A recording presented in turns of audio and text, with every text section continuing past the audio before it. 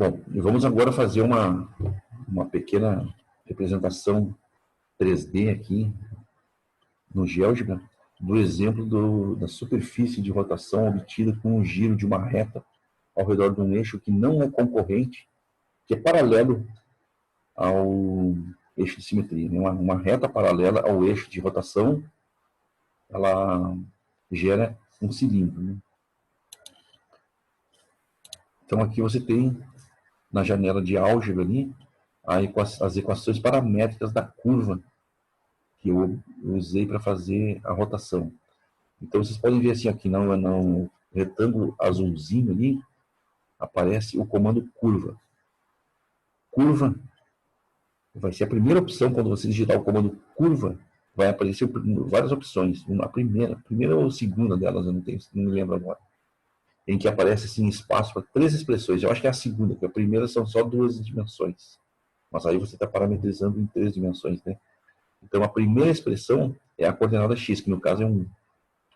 Separado por vírgula, né? A segunda é o y, que é sempre 0. E a terceira expressão é o z, que eu escolhi como o parâmetro t. Então, t vai passar a ser o meu parâmetro de definição das funções coordenadas. Qual é o valor mínimo que eu assumi? Em matemática, seria de menos infinito a mais infinito. Mas eu vou representar ali de menos 100 a sempre que o computador precisa desse valor mínimo e máximo para fazer a representação gráfica. Né?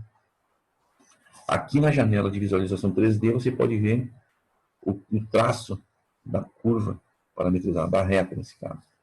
E você pode ver ali, é evidente que ela é paralela ao eixo Z, porque o vetor diretor dessa reta aqui é o vetor 001. E ela passa pelo ponto 100. Então está muito bem representado aqui na janela de visualização 3D.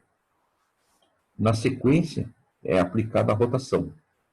Então, as equações paramétricas da superfície obtida são aquelas que estão aqui na janela de álgebra.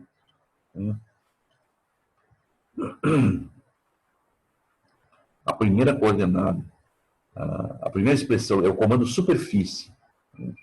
Então, a primeira expressão que vai aparecer ali, quando você digitar super, vão aparecer várias opções de superfície. Você escolhe a terceira, em que vai aparecer espaço para 3 expressões, uma variável, a variável 1, o valor mínimo e o valor máximo dessa variável, a variável 2 e o valor mínimo e o valor máximo dessa variável. No nosso caso, aqui a primeira coordenada é cosseno θ.